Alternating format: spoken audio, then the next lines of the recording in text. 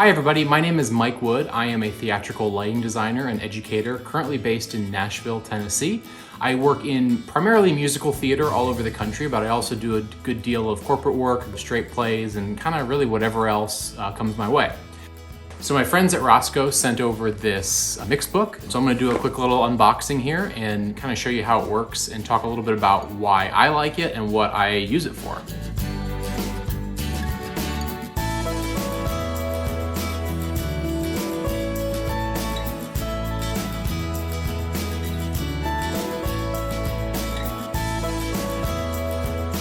All right, so here it is. It comes in this little carry pouch.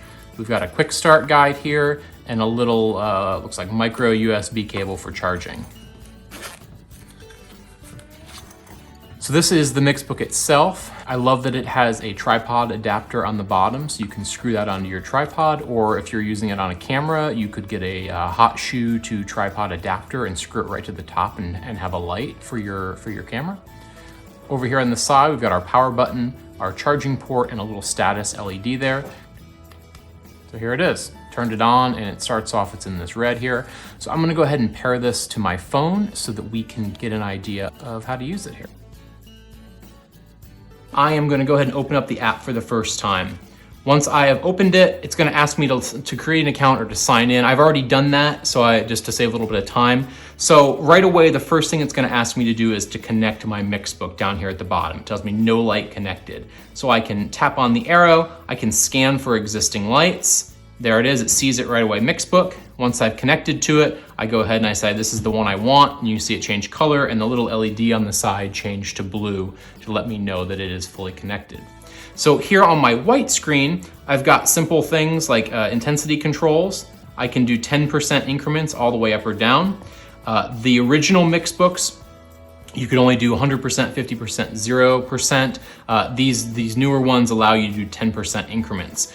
You can also then, you can adjust by color temperature in degrees Kelvin, so I can drag my finger back and forth on this little color slider here, or I've got a roll wheel where I can actually choose a color temperature. You can see as I go through, you can see the light getting warmer. Or I can type in, let's say I want it to be 5,000 degrees, apply, and the light changes to it. So that's all here under the white settings. I can go to gel and I can say, oh, what does this one look like? What does this one look like? Or I can search for a gel. One of my favorite Rosco gels is R39. So I can tap on that, I can get R39. Maybe I wanted to go blue instead, I could say R80. And then once I'm in this as well, I can then come in and I can change my intensity in that color. And I can also change the color temperature, emulating the color temperature of different kinds of lamps to create that color as well. So that looks like the R80 I know and love right there, kind of a primary blue. And then if I wanted to create my own color, I can do that too. So I can come over here to the color tab and I can drag my finger around on the color picker and you can see it's adjusting the hue and the saturation, allowing me to create just about any color that I want. So the real value in the MIXBOOK for me is not in the trying to match a gel perfectly, trying to write down a list of RGB values that I can then put in my console later. All that stuff is great. That's not how I view this tool. That's not how I use this tool.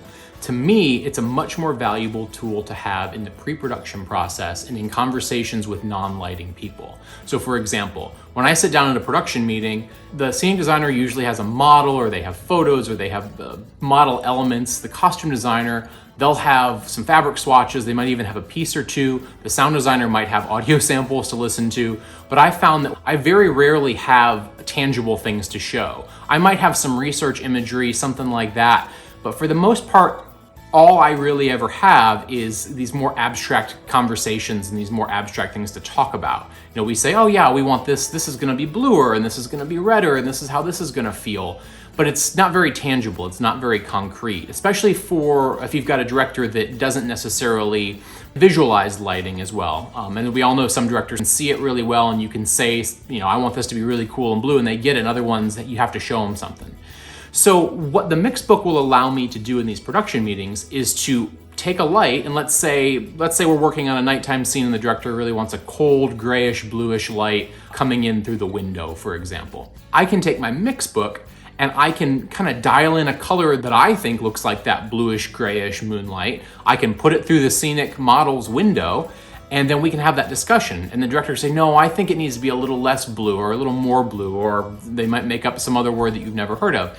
And while, yeah, sure, I'm not gonna sit there and I'm not gonna write down the exact values for what whatever color we come up with, whatever that was, what it's gonna do is allow me then to go back later, and when I'm making that color in the theater, I already have that reference point. I already have that jumping off point for what we want this scene to feel like. If we wanted to create a kind of a cool moonlight grayish blue, maybe we come over here somewhere in this area, and maybe we bring the intensity down a little bit. Maybe it's at 50%. Maybe the color temperature, what do we have option-wise here? It's kind of lavender. Maybe somewhere in there. So now what I can do is I can save this to the library here. So I could say this is scene, let's say scene 2.